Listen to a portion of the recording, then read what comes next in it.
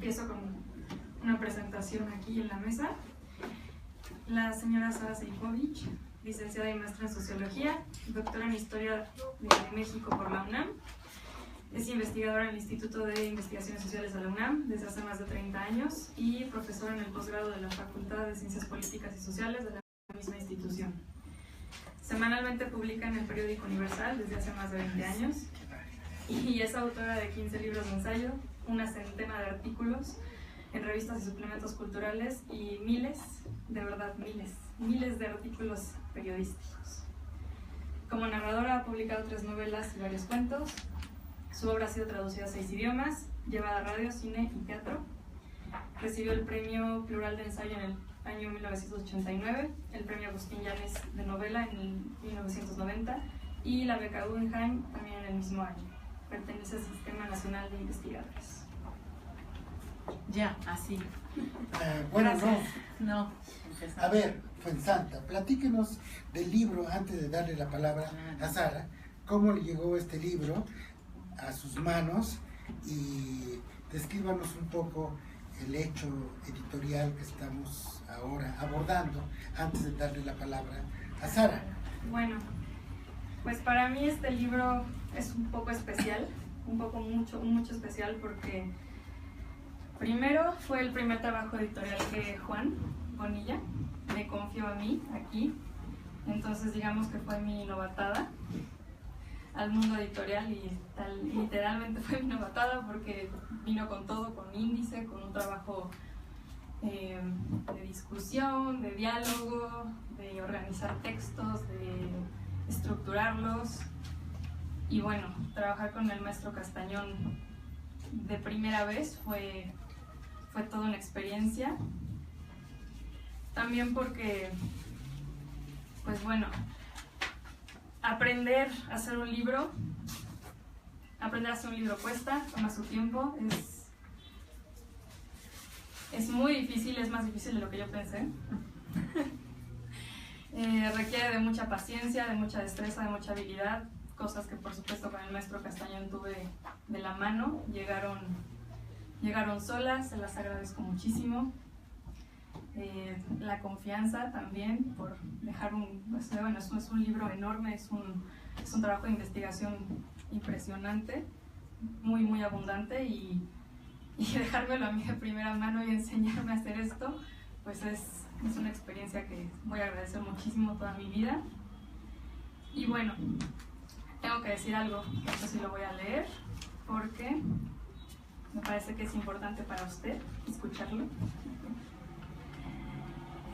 Bueno, creo que para todos los que empezamos como yo en el mundo editorial y que estamos y vivimos con los libros, tener la oportunidad de haber trabajado con el maestro Castañón o de trabajar con el maestro Castañón si llega a ser el caso de algunos, que espero sí, nos tengamos maestro Castañón para muchos años.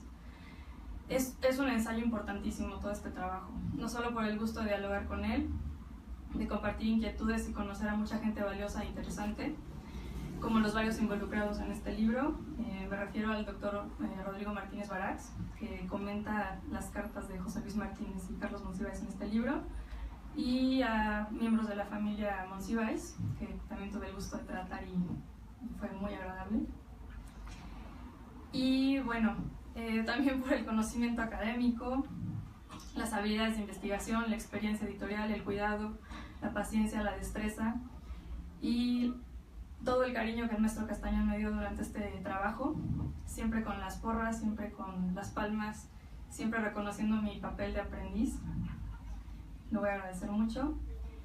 Y bueno, los anteriores son un aprendizaje que me llevo para siempre. Espero hacer buen uso de ellos, espero ser buena alumna de usted, tanto para mi trabajo personal como para el resto de los libros que espero lleguen a mis manos y espero pueda compartir también con usted.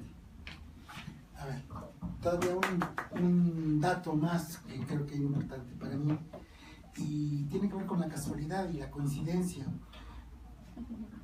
porque Fuensanta está haciendo su tesis sobre Monsiváis, entonces no cayó, digamos, el libro en un campo yermo porque ella pues estaba muy sensible a lo que estaba dentro del texto. Entonces esa coincidencia de alguna manera bendijo el camino editorial de este libro y yo creo que es un libro que tiene ya desde su inicio una cierta felicidad, por lo menos la felicidad de ese encuentro entre Fuensanta Cue, que lo cuidó, que ya se había interesado en Monsiváis, el libro mismo y ahora esta presentación. ¿Eso es tesis de qué? A ver, ¿qué Tesis de licenciatura. ¿Pero qué de Monsiváis? El nuevo catecismo para indios ramazos. De que de hecho hay uno de los primeros textos, creo que es el segundo texto. El segundo texto del libro es sobre el catecismo para indios ramizos, entonces, el nuevo catecismo para indios ramizos, entonces sí fue una coincidencia afortunada, la verdad lo fue. Pues ahora sí, Ahora vamos sí. a pedirle a Sara que nos brinde sus palabras Gracias, gracias. y gracias por estar aquí. No, muchas gracias a ti por invitarme. En la portada tenemos una caricatura del Fisgón, en la que el abstemio Monsiváis está brindando con nosotros, supongo que desde el cielo porque hay nubes, donde igual que en la tierra va cargando sus papeles bajo el brazo. En la dedicatoria que hace Adolfo están los gatos del Monsi, a los que sabemos que tanto amaba, con esos nombres geniales que les pudo poner a sus gatos como Katzinger, Fray Bartolomé de las Bardas o Miao Zedong, entre otros. Son buenísimos, buenísimos. En la primera página, una frase típica de Monsi, que lo único seguro es totalmente falso. Es que es totalmente falso. Y después, un poquito más adelante, la definición exacta y precisa de quién es el objeto de estudio de este libro, que es Carlos Monsiváis. Objeto de estudio en el que el estudioso practica el género yo y el autor al que estudio, porque todo el libro son Monsi y Castañón, Castañón y Monsi. Monsi es para Castañón un hombre al que admira. Lo admira como escritor, como analista, como entendedor de la vida mexicana, como sociólogo, como historiador, como crítico cultural, como literato, como inventor de conceptos esenciales, dice Adolfo, para el análisis de nuestras sociedades, como amigo de sus muchos amigos, como intelectual público, como personaje de la cultura, entre comillas, que no hay género literario, manifestación cultural o debate político que haya pasado inadvertido para su incisiva pluma, para su palabra itinerante y su inteligencia crítica. Cierro las comillas. Pero encima de todo esto, que ya es, como ustedes verán, muchísimo, Castañón lo considera un enigma múltiple, a pesar, dice, de toda la muchísima exposición de su persona que siempre vimos. Desde la primera página, Adolfo Castañón nos advierte que fue amigo de Monsi y que Monsi fue único y excepcional. Por lo tanto, suponemos que Castañón también lo es por aquello de dime con quién andas y te diré quién eres. Y nos advierte que él, Adolfo Castañón, como escritor, no solo va a practicar aquí el género yo y el autor que estudio, sino que hasta va a hacer un esfuerzo en algunos momentos por imitar el estilo escritural de su objeto de estudio y de admiración. Y eso me sorprende muchísimo y ahorita les diré por qué.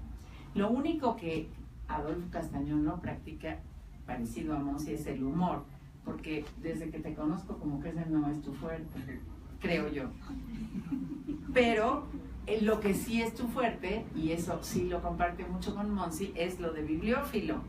Todo el tiempo nos está haciendo mención a unos textos rarísimos que no sé de dónde saca, y en algún lado dice cuánto le envidia su biblioteca a Monsi, que seguro que tu biblioteca no debe ser cosa menor. Yo no la conozco, pero creo que ahí se va con esta librería, ¿no? Esto lo digo porque conozco varios textos de Castañón. De hecho, alguna vez le reseñé algún libro del que hablamos mucho, de las dos puertas, algo así, ¿cómo se llamaba? La gruta tiene dos entradas. La gruta tiene dos entradas. Y sé, y además, algunos de otros textos, pero sé también, porque lo he leído, que no escribió de la misma manera cuando escribió sobre Paz o sobre Montaigne.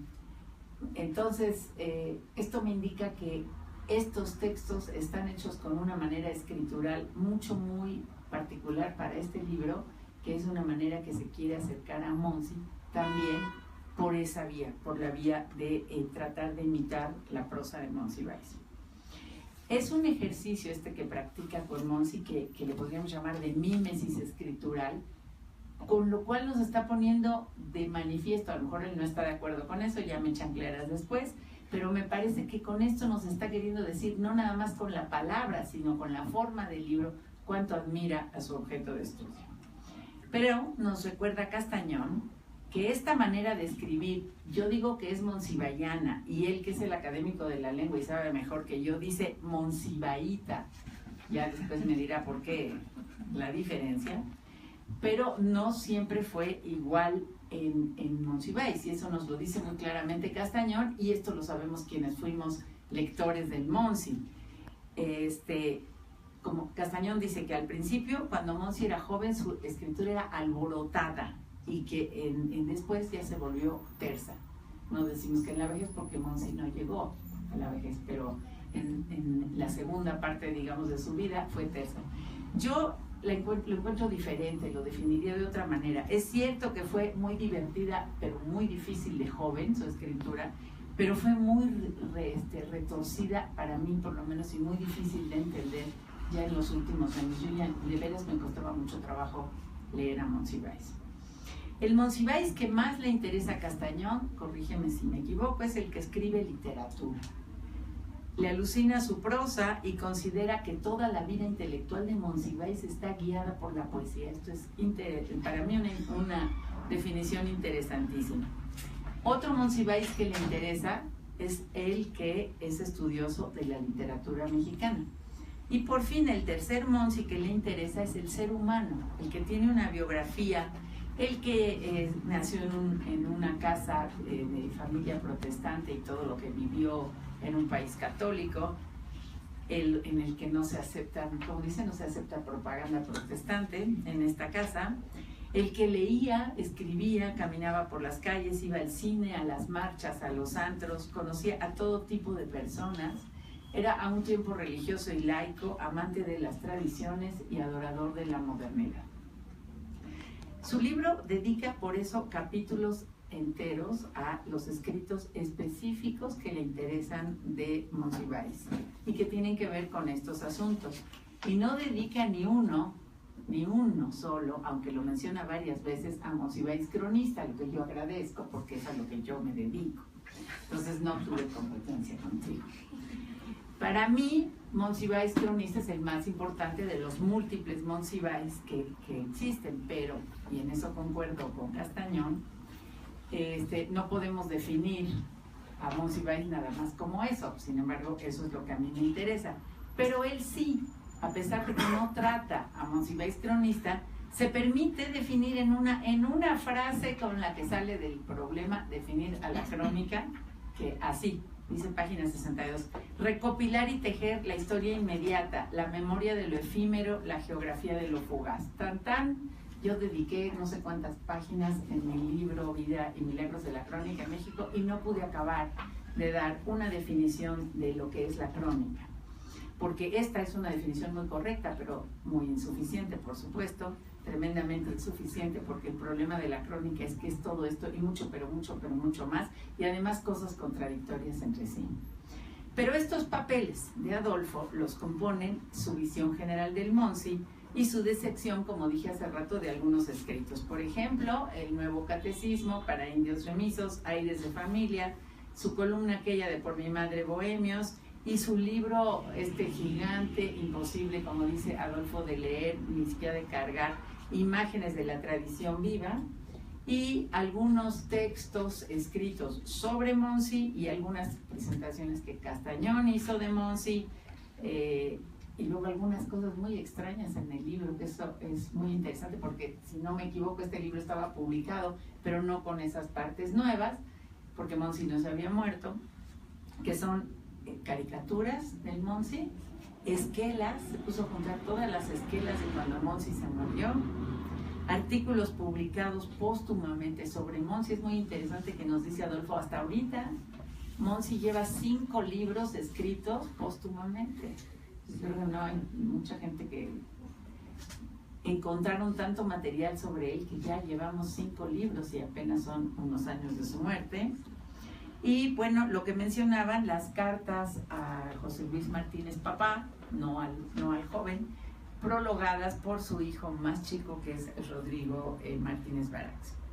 Digo que son extrañas estas cosas, lo son para mí, pero evidentemente no para Castañón, porque lo que él quiere hacer con estos capítulos es demostrarnos algunas cosas interesantes. Por ejemplo, qué diversos eran los amigos del Monsi.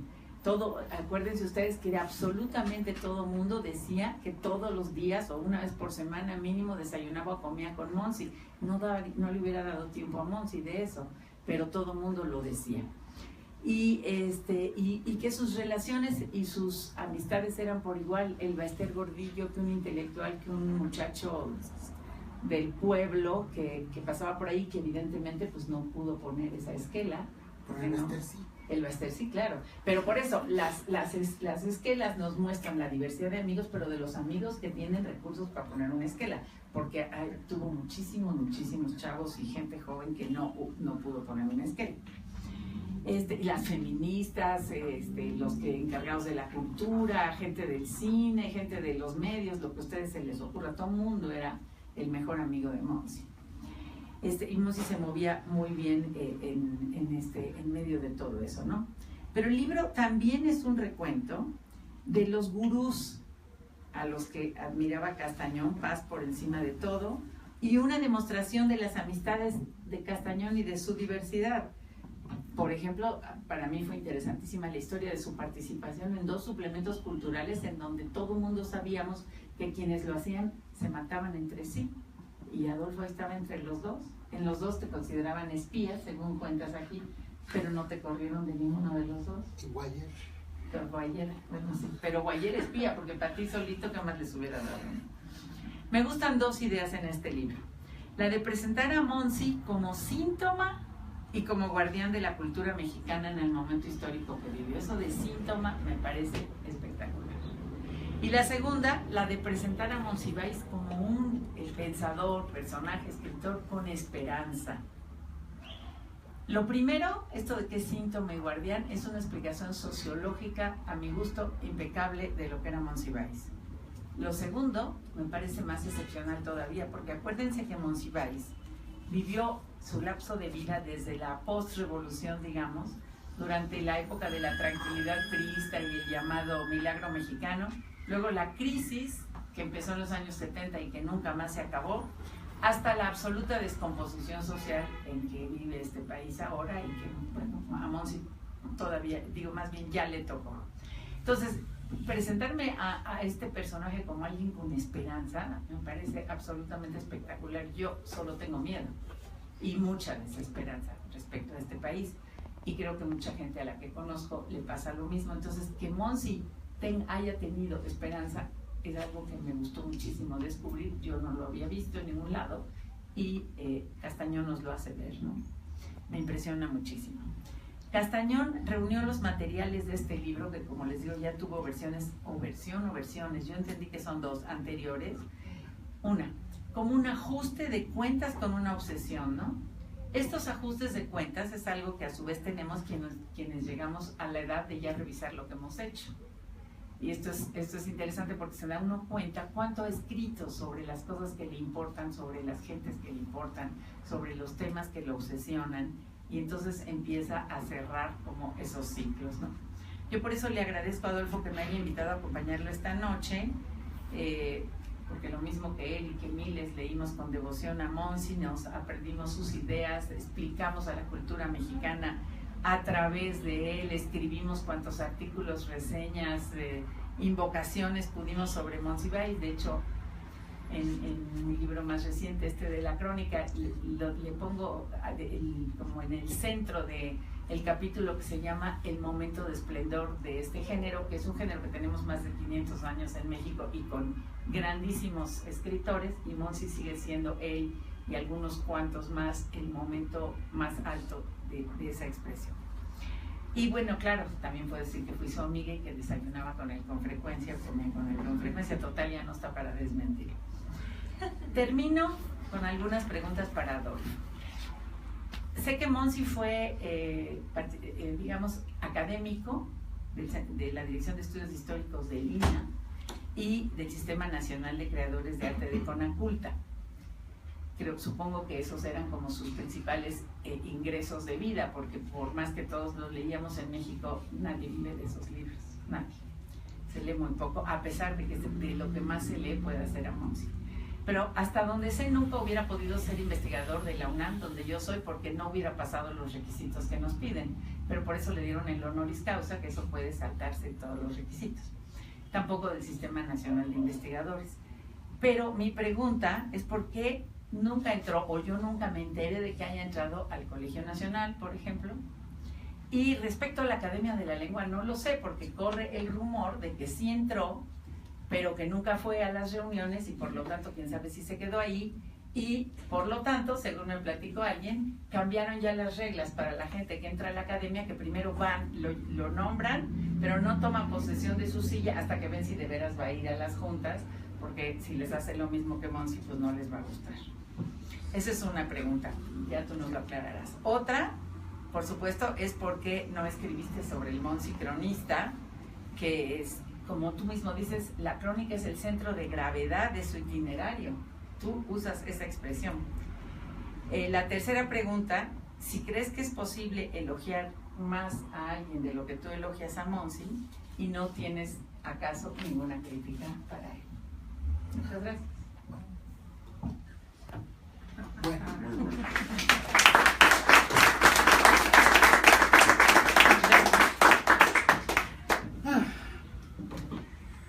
Bueno, pues, ¿sí? ¿Se oye? No. No. Es que tengo una voz sorda. ¿Se oye? No. Ah, está apagado.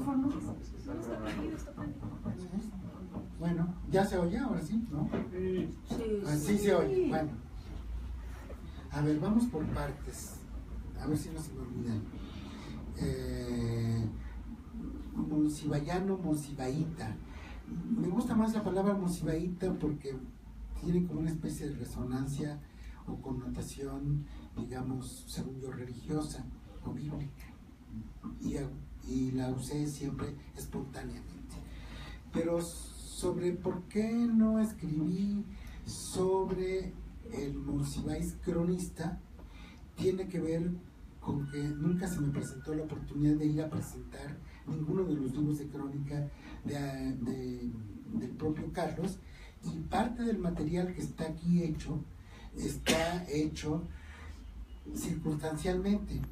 El libro es un libro de circunstancias y debo decir que es un libro que nadie me pidió, que nadie me exigió, que no fue pagado por ningún sistema nacional de creadores ni investigadores, y que fue originado por la espontaneidad y por una idea de saldar una deuda, y esa deuda es una deuda que tiene que ver con el haber aprendido de una persona, Carlos Monsiváis en este caso, ciertas cosas del oficio de escritor, del oficio humano y del oficio, digamos, del pensamiento crítico. En esas reuniones del Suplemento de la Cultura en México, normalmente recuerdo que se daban en los sábados en la casa de David Huerta, y participaban Carlos Pereira, Jorge Aguilar Mora, Héctor Manjarrés, Héctor Aguilar Camín, José Joaquín Blanco, Rolando Cordera, Jorge Aguilar Blanco. En esas reuniones pues, decían, digamos, grandes ideas, pero después de esas reuniones había el lunes de entrega de los materiales, y a mí me tocó ser durante un cierto tiempo el encargado de recoger los materiales y llevarlos a corregir a la imprenta Madero. Entonces me tocó ver en acción a Carlos Monsiváis cambiándole los títulos a las colaboraciones, haciendo, digamos, editando, acortando, abreviando, pidiéndole al autor regréseselo para que lo amplíe, o casi no sucedía eso, pero a veces sucedía. Y entonces ver en acción este talento editorial para mí fue realmente muy aleccionador, y también el hecho de que hubiera, digamos, un voto de confianza a ese aprendiz para que empezara a ejercer el oficio de lector en público, de crítico, de comentarista. Entonces, no ataqué los libros mayores de crónica, también por un sentido de sobrevivencia, porque sabía que iba a tener competencia en otros que estaban, digamos, pero más bien no por el sentido de sobrevivencia, sino por el sentido circunstancial. Ahora, cuando muere Carlos, yo empecé compulsivamente, yo digo Carlos y no Monsi, esa es una diferencia, a recoger y a reunir todos los periódicos. Durante un cierto tiempo compré todos los periódicos y fui acumulando las esquelas, las manifestaciones que se fueron haciendo, y tuve la fortuna de contar con alguien que estaba en mi oficina que me ayudaba a organizar eso, que es Hilda Lugo Abreu, a quien había conocido yo, una secretaria que no era una secretaria, era la esposa de un ex redactor de la revista Palos, de la Crítica, en la que convivimos con Bolívar Echeverría, Raquel Serur y Alan Arias. Bueno, Hilda Lugo tenía también cierta devoción por Carlos y fue cómplice en la idea de ir armando el repertorio luctuoso, que se volvió después muy complicado cuando, porque ese es otro apartado que no tocó Sara, de y además, bueno, agradezco mucho sus comentarios, de este juguete editorial, diría yo, que es, no solo hay un repertorio luctuoso, hay un intento de bibliografía general de los libros de Carlos, una hemerografía póstuma parcial y un acopio de los sitios electrónicos relacionados con Carlos, que fue necesario ir validando uno por uno para probar que sí existían. Hasta donde los dejamos, todos existen. En ese sentido, el libro tiene, digamos, tres partes. Una parte habla de la realidad textual de Carlos Monsiváis, a partir de ciertas incidencias que yo tuve en público de presentar sus libros. Otra que tiene que ver con la leyenda de Carlos Monsiváis, que está expresada en ese repertorio luctuoso, en la hemerografía póstuma parcial, en las caricaturas, en el acopio de los sitios electrónicos, que es una forma de dar constancia de algo que es la red que tejió Carlos Monsiváis para poder sobrevivir, conocer y estar en este país. Yo creo que una de las lecciones de Carlos es precisamente esta lección de la configuración de una red de amigos, escritores, periodistas, comunicadores, cómplices, como se les quiera llamar, que no es que él tuviera, digamos, un grupo, una mafia, sino que tenía como una especie de imán que se iba conectando solito entre sí mismo y que él lo supo aprovechar muy bien. Y en ese sentido yo creo que él fue depurando esa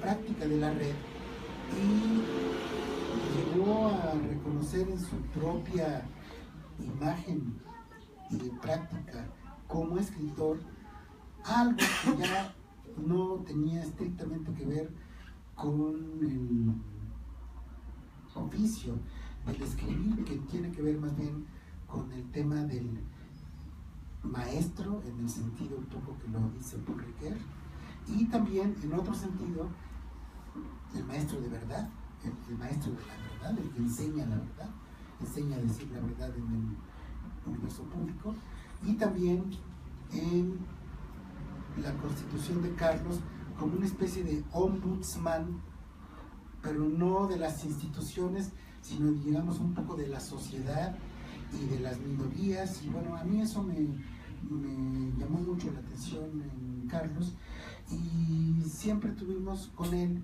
una, digamos, intercambio que pasaba por los libros, siempre pasaba inevitablemente por los chismes, como dice la Biblia, por el chisme se llega a las entrañas, y Carlos era un hombre entrañable, también chismoso, y que se sabía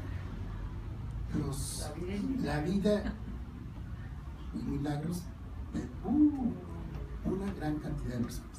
Pero también se sabía los poemas, digamos, emblemáticos de la poesía mexicana, y no solo los poemas emblemáticos, sino también los poemas malos, los malos poemas que de pronto se convertían en una especie de contraseña o modo de paz para constituir grupúsculos. Entonces él se leía, por ejemplo, de memoria los poemas de Ricardo López Méndez, uno de los, el autor, el Bate Méndez, el autor del México Querer un Ti, pero que también es autor de otros muchos poemas muy cursis y de canciones que Carlos se sabía de memoria. En ese sentido, Carlos entronca con una curiosidad literaria que viene de atrás. Por ejemplo, Pablo Neruda era un memorioso de la mala poesía y a Carlos le encantaba estar siempre en ese intervenir. Otro tema que yo no toco en este libro, que gracias a Sara por no haberlo mencionado, porque yo lo menciono, es el de la perspectiva de Carlos y de su compromiso de Carlos con la cinematografía. Y era un gran cinéfilo que se sabía la vida y milagros de los actores en cada película, de los productores. O sea, una de las tareas, digamos, pendientes de este libro para completarlo, pero ya les tocará a otros autores, sería hacer una especie de recapitulación de las ideas cinematográficas, de la cultura cinematográfica de Monsiváis y de su conexión, digamos, con su pensamiento sociológico. El libro tiene finalmente algo que creo que es muy importante, que es que en este libro no solo se habla de Carlos Monsiváis por Castañón o sobre Carlos Monsiváis por Las Esquelas, sino también está él mismo en primera persona en esas cartas que le dirigió a José Luis Martínez desde Londres. No sé si él estuvo en Londres exiliado por una infidencia por Luis Echeverría o fue por gusto que estuvo por allá, pero el hecho es que estaba en Londres y que tuvo una muy buena interlocución con José Luis Martínez a partir del conocimiento y la práctica de la cultura mexicana. Se me hace rarísimo, pero me encanta que Carlos Monsiváis se haya ido a Londres a estar en la biblioteca de British Museum, a leer allá a Guillermo Prieto y a Ignacio Manuel Altamirano y a López Velarde, y a derivar ciertos puntos finos de crítica con su interlocutor mexicano José Luis Martínez, que se había especializado en el conocimiento de esos escritores. Y entonces, a partir del conocimiento del siglo XIX, hicieron una muy buena conexión Martínez con Monsiváis. Entonces ahí hay un Monsiváis muy fresco, que es un Monsiváis, digamos, en primera persona, que no nos van a contar cómo era Carlos, porque es el Carlos de las cartas. Y en ese sentido me parecería muy interesante que el día de mañana se encontraran otras cartas de Carlos a otros interlocutores para poder un poco rescatar esa voz, que es la voz inimitable de Carlos, que es una voz polifónica, porque es una voz ubicua, porque es muchas voces, porque es una voz coral. O sea, Carlos en realidad no tenía voz, era un parodista enormemente dotado, capaz de imitar a A o B. Y voy a concluir con algo. Carlos, como lo ha dicho Elena Poniatowska, como lo hemos vivido, pues es una presencia que nos hace, digamos, mucha falta. Y lo que nos hace falta precisamente es esa mezcla de conocimientos, de diversidades, de arrojos, de audacias, de compromisos con la vida secreta, la vida pública. Carlos fue uno de los pocos que documentó, por ejemplo, el tema de los linchamientos, yo lo digo en el prólogo, de los linchamientos en Tláhuac, pero también que documentó los temas contra las matanzas de los animales en ciertos barrios, y ya no digo de las violencias en el orden sexual y de otros órdenes. Y hubiera sido muy interesante pensar qué hubiera pensado Carlos sobre los temas, digamos, de la agenda contemporánea, pasando de la reforma educativa a la crisis de los partidos, etcétera. Pero ya no le tocó a eso a él poderlo ver. Y yo pienso finalmente que este libro es un libro singular porque desde mi punto de vista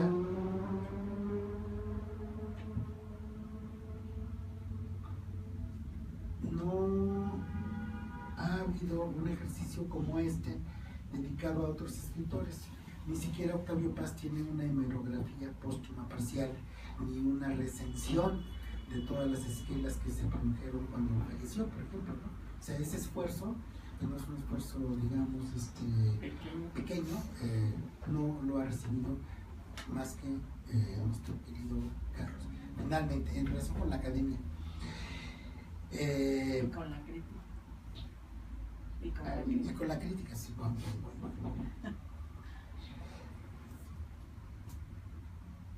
Con la academia.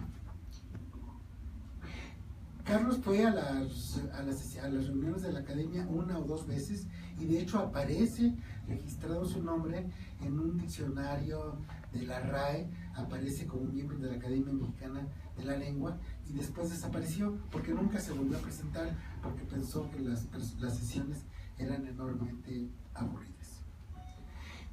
Y entonces con el Colegio Nacional pues no sé qué es lo que pasa allá adentro, pero bueno. No, pero nunca fue miembro. Pero sí fue, no fue miembro, pero sí, digamos, algunas personas pensaron que podía entrar, pero no creo que haya sido postulado. Pero no conozco bien las entrañas de esa institución. Con la crítica, yo pienso que la crítica que se le puede hacer a Carlos es que, y yo se la hice en el ensayo de un hombre llamado Ciudad, es que Carlos no se dedicó más a hacer literatura y más a cuidar su propia obra creativa y a organizar mejor su obra ensayística. En ese sentido, una tarea que queda pendiente para los lectores de Carlos, para nosotros, es un poco reorganizar su corpus para volverlo más legible y tratar de que pueda llegar a la mejor, más y mejor a la posteridad. Pero Carlos ya llegó y en cierto modo es un pasaporte que nos permite comunicarnos entre nosotros y por eso pues estamos aquí. No quiero decir más, simplemente que agradezco la presencia escrita y personal crítica de Sara, a quien estimo, respeto y a la que pues, nos unen distintos momentos en la historia. Me acuerdo en la primera conversación que tuve con Sara fue en Frankfurt, en el momento en el que México estaba dedicado, la Feria del Libro estaba dedicada a Alemania, perdón, la Feria del Libro de Frankfurt estaba dedicada a México. Y bueno, pues hicimos ahí una buena conversación. En ese contexto, creo que Carlos no fue a Frankfurt, o sí fue. No lo recuerdo allá, recuerdo a Paz, pero no. Carlos no fue a Frankfurt, pero Carlos estaba muy presente y una de las anécdotas que cuento ya con eso concluyo es que Miche Strausfeld, la editora de Surkamp, de Octavio Paz, tenía una gran amistad y voluntad editorial hacia Carlos Monsiváis y había la idea de hacer una antología de Carlos, pero Carlos era enormemente difícil de traducir y esa antología quedó, digamos, como un proyecto del camino debido precisamente a esa intraducibilidad del idioma Monsiváis o del idioma monsivayano o monsivaíta, cosa que le pasa a muchos escritores, como por ejemplo José Revueltas. Y ese hecho de que un escritor no sea traducible es un hecho también que tiene que ver con lo sintomático de una cultura y con el hecho de que, y por esto concluyo, de que un escritor como Carlos sea finalmente un escritor secreto de México. Gracias. Pero en inglés sí está. En inglés hay una antología de él también. De Linda Egan, No sé si le hizo linda, pero sí sé que le costó muchísimo trabajo, pero logró juntar material. Pero no brilla como... Porque No. para hacer una antología se necesita tener a un buen traductor también. Pero es que como tú dices, es imposible traducir bueno, sería, ese tono y ese idioma tan sería, particular. sería muy difícil. Y bueno, sí, en efecto, Sara vio que hay un deseo de emulación, de mímesis, de camaleonismo en relación con Carlos Monsiváis, y se lo agradezco mucho que lo haya percibido y que lo haya expresado. Gracias. Gracias. Pero ahora vienen las preguntas de ustedes, o de Fuenzalta. Bueno, antes de las preguntas, yo sí quiero hacer énfasis bueno, aparte de que a mí me consta, revisamos los links con muchísimo cuidado, revisamos los enlaces de internet. Creo que son muy importantes porque no solo empiezan desde que muere Monsiváis, o sea, en el 2010, sino que van hasta el 2015, principios del 2016. Desde entonces se sigue hablando de Monsiváis, se sigue hablando de lo triste de su muerte, de la pena, que no haya escrito más. No podía. De todo su, pues de toda su trayectoria, de toda la importancia de su obra para México, para la crónica mexicana, y las páginas, los links, las revistas, las plataformas en las que se habla de Monsiváis son tan variadas como, bueno, yo encontré enlaces que me llevaban a Facebook, a YouTube, a Twitter, a blogs. Entonces eso habla de verdad de la influencia hasta en redes sociales que tiene Monsiváis el día de hoy, y creo que tiene muchísimo valor que se haya buscado todo eso, que lo hayamos cotejado. Espero que todavía, por tratarse de algunos blogs, espero que todavía los blogs sigan activos y se siga escribiendo en Monsiváis. Seguramente ya estamos en 2018, entonces si buscáramos 2017 algo más vamos a encontrar, se tendría que ver después. Pero bueno, creo que esa parte de los enlaces tiene muchísima importancia por el tema mediático y de redes sociales. Y ahora sí, si alguien tiene alguna pregunta, para que pase el micrófono. Yo tengo dos. La primera es, Adolfo, ¿quién es Carlos en ti y quién es Monsi en ti? Bueno, Carlos Monsiváis. Carlos es una, digamos, presencia que tiene que ver con el juicio literario más riguroso, pero al mismo tiempo más conectado con no solo la literatura, y ahí voy a mencionar a dos personajes, con el mundo de las ideas. Carlos era un gran lector de Walter Benjamin y de George Steiner, y muchas veces los cita, pero no los pone entre comillas, digamos, no los practica. Igual que José Emilio Pacheco, que también era un gran lector de Walter Benjamin, no tanto de George Steiner, que yo sepa. ¿Y quién es Monsi en mí? La verdad, como que el apelativo Monsi nunca fue cercano a mi forma de aproximarse a él, y más bien era o Monsiváis o Carlos. Entonces Monsi es el Monsiváis de los otros, no es tanto mi Carlos, digamos, ¿no?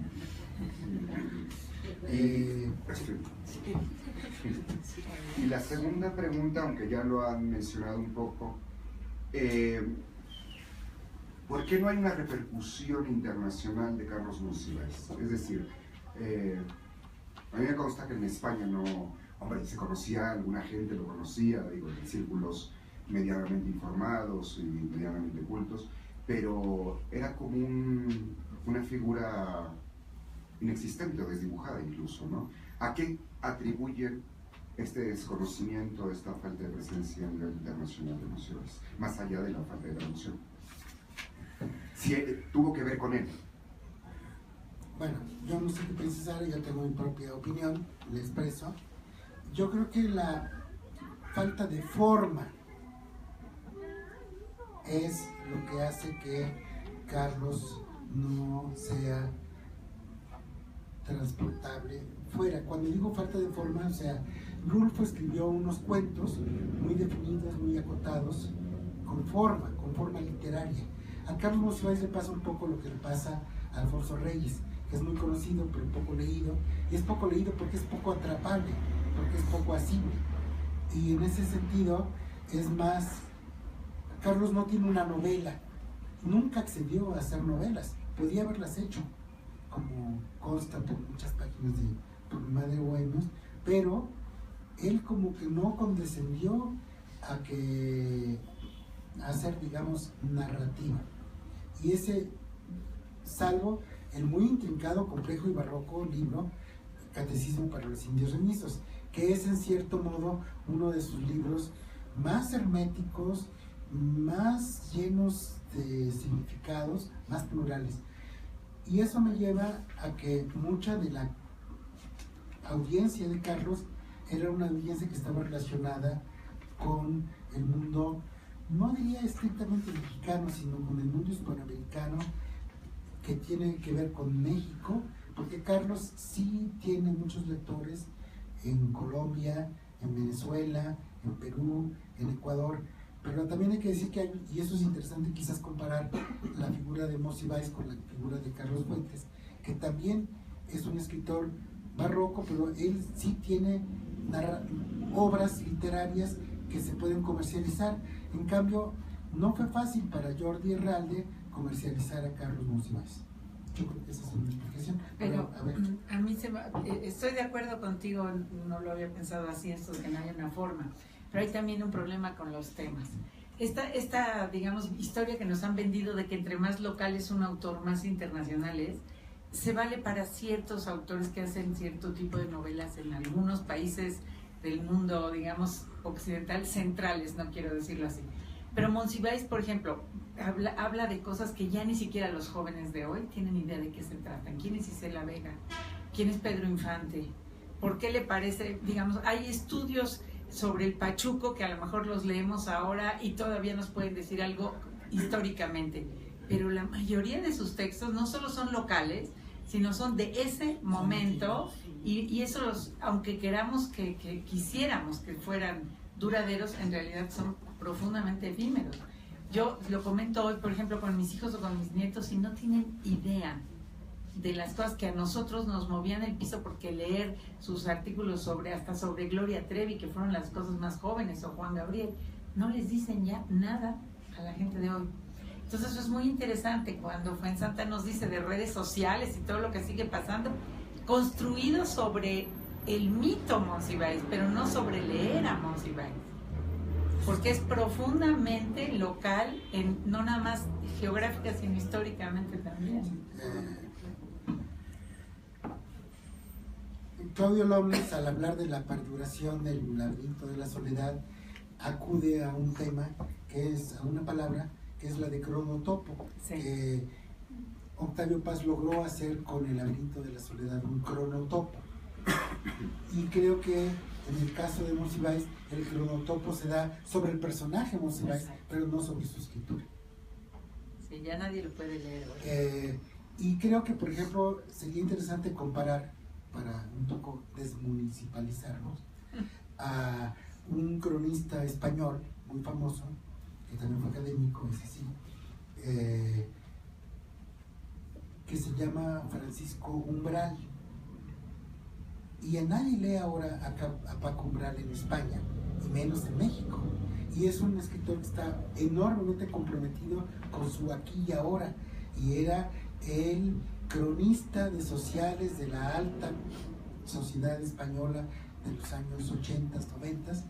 Pero el cambio histórico, digamos, que lo borró, pero también el hecho de que estaba enormemente arraigado a ese momento y a ese lugar.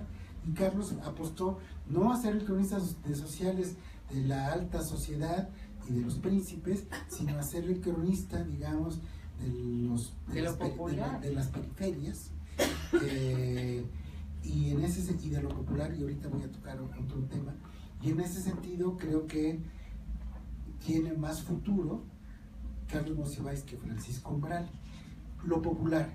Una de las cosas que hablábamos aquí antes de que empezara la sesión estábamos evocando a la persona de alguien que tiene una enorme simpatía por Carlos Monsiváis, que es Margit Frank. Y Margit Frank, lo que le simpatizaba de Carlos es este impulso de Carlos Monsiváis hacia la cultura popular. Margit es la directora de una revista que se llama Revista de Literaturas Populares, que lleva como 12 números. Y bueno, para ella Carlos era un interlocutor enormemente privilegiado, porque Carlos no solo se sabía las canciones de los discos, sino también se sabía las canciones que estaban alrededor, atrás y abajo de los discos. O sea, realmente tocaba el suelo de lo que estaba articulándose en la voz del mundo rural, del mundo urbano, y eso le interesaba profundamente a la filóloga llamada Margit Frank. Pero el problema es que él siempre hizo las crónicas en función de un personaje y no de esas canciones y de esa vida rural que levantaban, sino de una persona, del Juan Gabriel que las cantaba o de la Gloria Trevi, y eso hizo que se hiciera muy, muy municipalista, como dijiste tú, para no decir provinciano. Bueno, municipal. La manera de abordarlo, ¿no? Sí, ahora, lo que es interesante es que yo creo que el día de mañana, yo creo que hay que regresar a la obra de Carlos un poco para deshacerla y volverla a reinventar y pasarla al futuro. Pero eso ya nos toca, digamos, en otro momento. Y por lo pronto, esta arca que yo le debo a la editorial Bonilla, donde está navegando toda la fauna monsivaíta, todo el mundo de Monsiváis, pues está garantizado que va a atravesar el tiempo gracias a lo bien hecho que está el libro.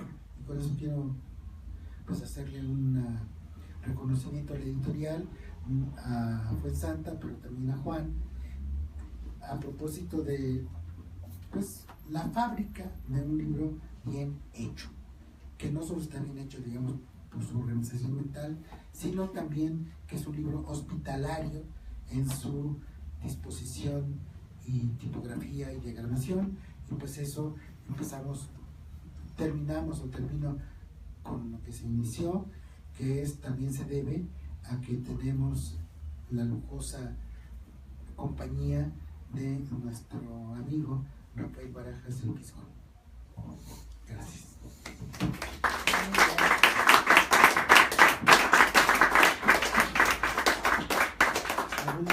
Bueno, pues agradecemos mucho su presencia, gracias por venir a escucharnos, por escuchar aquí al autor, sus comentarios, todo. Y esto, gracias. Muchas gracias.